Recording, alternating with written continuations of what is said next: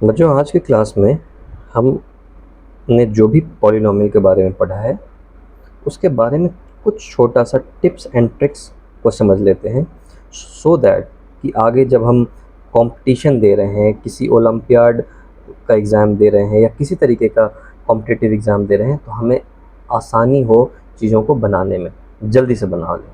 ठीक है, तो देखो, जब भी हम बात करेंगे किसी भी पॉलीगन की तो एक चीज़ तो क्लियर है कि पॉलीगन कोई सा भी बना लिया, ऐसे ऐसे ऐसे ऐसे ऐसे ऐसे ऐसे ऐसे ऐसे ऐसे, ठीक। तो पॉलीगन का जो एक्सटीरियर एंगल होगा, एक्सटीरियर एंगल हमने ऑलरेडी समझ लिया है, जिस डायरेक्शन में भी ऐसे एक्सटेंड करना शुरू कर दो, एक्सटेंड कर दिया, और ये सारे एंगल एक्सटीरियर एंगल कहलाते हैं, राइट। तो इतना तो मुझे पता है कि सम ऑफ एक्सटीरियर एंगल, जैसे मान लो ये पॉलीगन है, तो जस्ट अ मिनट, एक सिंपल पॉलीगन लेते हैं। मान लिया जाए मैंने एक ऐसा पॉलीगन लिया, ठीक।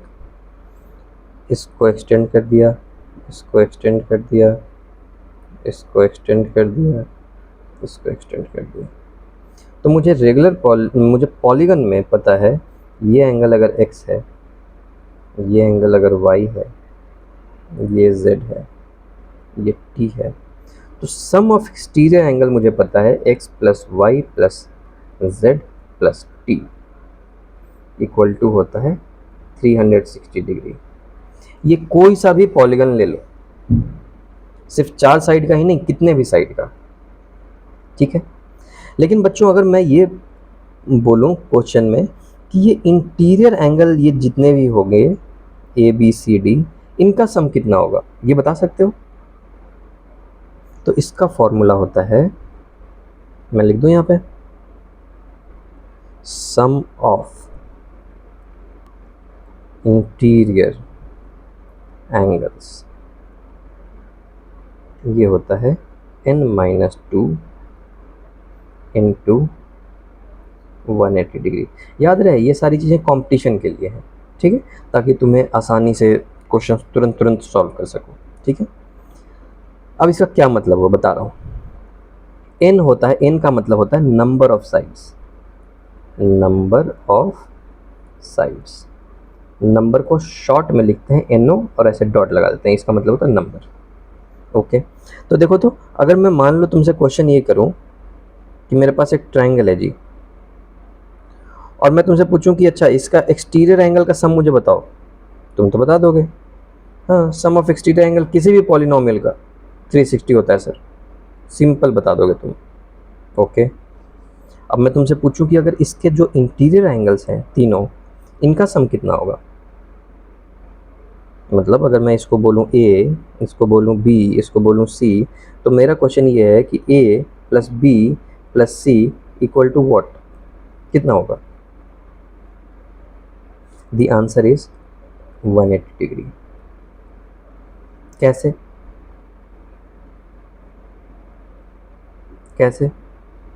इस फॉर्मूला से बताया मैंने, इस फॉर्मूला से।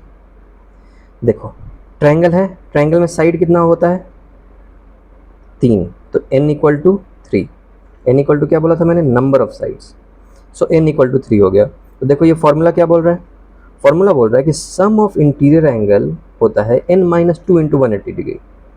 सो sum of interior angle, sum of interior angle मतलब a plus B plus C, यही हुआ सम। सम मतलब जोड़ of interior angle, interior angle A B C है और इसका जोड़, ये कितना होता है बोल रहा है? ये बोल रहा है कि it is equal to n-2 into 180 degree. और n मुझे पता है, ट्रायंगल, ट्रायंगल में n कितना हुआ? 3। सो 3 में से 2 चला गया इंटू 180। देखो, 3 में से 2 चला गया, एक इंटू 180 डिग्री, 180 डिग्री। इसलिए मैंने यहाँ पे तुम्हें आंसर बोल दिया था कि इन तीनों का इंटीरियर एंगल का सम 180 डिग्री होगा। देखो, वही अगर ऐसा होता तो, अगर मैं तुम्हें एक ऐसा एक दे देता, 4 साइड वाला पॉलिनोमियल देता, और मैं तुम्हें कहता कि सम ऑफ इंटीरियर एंगल का सम बताओ, ए बी सी डी। क्या तुम बता सकते हो? A plus B plus C plus D. तुम बोलोगे हाँ सर, इसका फॉर्मूला होता है n-2 इंटू 180 डिग्री। और n मतलब 4 साइड है यहाँ पे, तो 4 में से 2 घटा दो, 2 इंटू 180, है ना? तो कितना आ गया? 360। तो देखो, अगर 4 साइड वाला पॉलिनोमियल होगा तो उसके इंटीरियर एंगल का सम 360 डिग्री होगा। अगर 3 साइड वाला पॉलिनोमियल होगा बच्चों, 3 साइड वाला पॉलिनोमियल जो कि एक ट्रायंगल होता है, तो उसके इंटीरियर एंगल का सम 180 डिग्री होगा। 4 साइड वाला पॉलिनोमियल होगा तो उसके इंटीरियर एंगल, एक्सटीरियर की बात नहीं कर रहा, इंटीरियर एंगल का सम 360 डिग्री होगा। लेकिन कितने भी साइड का पॉलिनोमियल हो, कितने भी साइड का पॉलिनोमियल हो, 3, 4, 5, 6, कितने भी साइड का, एक्सटीरियर एंगल का सम ऑलवेज 360 डिग्री होता है, जो हमने अपने थ्योरम में पढ़ रखा है। एक्सटीरियर एंगल जो अभी तक हम पढ़ते आए हैं, राइट, का सम होगा 360 डिग्री। ये कॉन्सेप्ट मैं क्लियर करना चाह रहा हूँ। इंटीरियर एंगल चेंज होता जाएगा, उसका सम चेंज होता जाएगा बेस्ड ऑन कि कितने साइड का पॉलिनोमियल है, बट एक्सटीरियर एंगल हमेशा 360 डिग्री रहेगा। चलो 5 साइड वाला देख लेते हैं जी। ओके, इसी साइड में अगर मैं 5 साइड बना देता तो क्या होता बच्चों? तो क्या होता? मान लो ये ऐसा होता है, 1, 2, 3, 4, 5 बनाना है ना, 5, लो जी 5 बना दिए। ये हो गया angle A, angle B, angle C, angle D, angle E. तो यहाँ पे मैं लिख दूँ प्लस ई। और ये कितना होगा? ये होता है n-2 इंटू 180 डिग्री। और n कितना है, कितने साइड्स हैं? 5, तो 5 में से 2 चला गया, 3, और 3 इंटू 180 डिग्री कितना हो गया? 540। सो इसमें इंटीरियर एंगल का सम 540 होगा।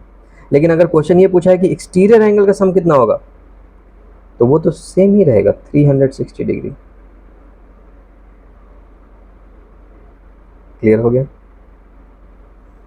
ये था पहला टिप्स एंड ट्रिक्स। एक और टिप्स एंड ट्रिक्स है।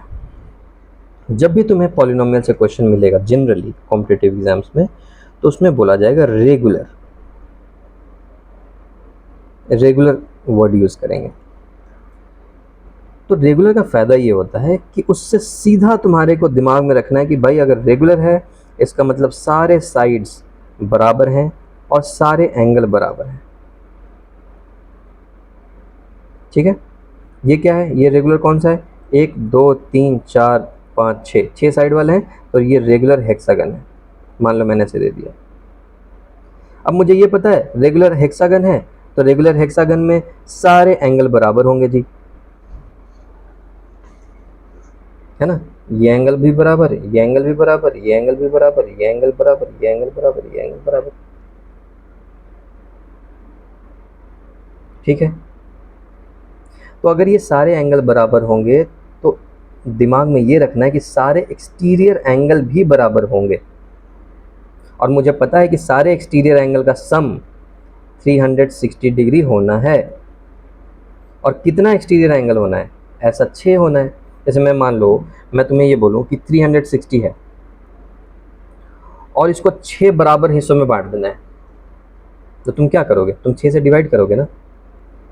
देखो, अगर 60-60 डिग्री का हो हर चीज़, ठीक है, देखो 3, 4, 5, 6, अगर 60-60 डिग्री का 6 बार अगर मैं डिवाइड कर दूं तो ये कितना बनता है? 360 डिग्री बन जाएगा ये सबको जोड़ के। तो मैं ये बोल रहा हूँ कि अगर 360 को 6 बराबर हिस्सों में बांटना है तो 6 से डिवाइड कर दिया जाए। और मैं 6 बराबर हिस्सों में क्यों बांट रहा हूँ? क्योंकि मुझे पता है कि इसका सारा एक्सटीरियर एंगल बराबर हो जाएगा। क्यों? क्योंकि ये रेगुलर हेक्सागन है। अगर रेगुलर हेक्सागन होगा तो सारे एक्सटीरियर एंगल बराबर होंगे, क्योंकि इंटीरियर एंगल बराबर है इसलिए। और एक्सटीरियर एंगल कितने होंगे 6, तो इसलिए मैंने 6 बराबर हिस्सों में बांट दिया। तो कोई भी रेगुलर अगर आपके पास आ जाए, अगर मान लो तुम्हें बोल दिया रेगुलर ऑक्टागन, रेगुलर ऑक्टागन, तो कुछ नहीं, ऑक्टागन मतलब 8, तो चुपचाप ऐसे करना है 360 और उसको 8 से डिवाइड कर देना है, यही आ जाएगा तुम्हारा एक्सटीरियर एंगल। एक एक्सटीरियर एंगल कितना डिग्री होगा वो तुम्हें पता चल जाएगा, 45 डिग्री। अगर तुम्हें बोल दिया रेगुलर 10 गन, या इसी को डेका गन बोलते हैं, ठीक है, 10 गन बोल लो या रेगुलर डेका गन। और तुमसे पूछ दिया कि भाई एक्सटीरियर एंगल बताओ, एक एक्सटीरियर एंगल कितना होगा, तो सबसे पहले मैंने क्वेश्चन में देखा रेगुलर, वाह रेगुलर मतलब कि सारे साइड सारे एंगल बराबर होंगे, एक्सटीरियर एंगल भी बराबर होगा, तो मैंने कुछ नहीं किया, मैंने 360 लिया और ये डेका गन था इसलिए मैंने 10 से डिवाइड कर दिया, और मैंने बता दिया कि भाई एक एक्सटीरियर एंगल 36 डिग्री का होगा, ठीक। और वही इंटीरियर एंगल अगर पूछ दिया तो इंटीरियर एंगल के लिए क्या करेंगे हम, 180 में से 36 को घटा देंगे, ये आ जाएगा इंटीरियर एंगल। तो ये थी कुछ tips and tricks for competitive exams, और अपने आप को थोड़ा फास्ट करने के लिए, बाकी बच्चों से अलग रखने के लिए, है ना, और अपना इंटेलिजेंट डेवलप करने के लिए इस तरीके की चीज़ें हम कर सकते हैं। ओके बच्चों, सी यू इन नेक्स्ट क्लास।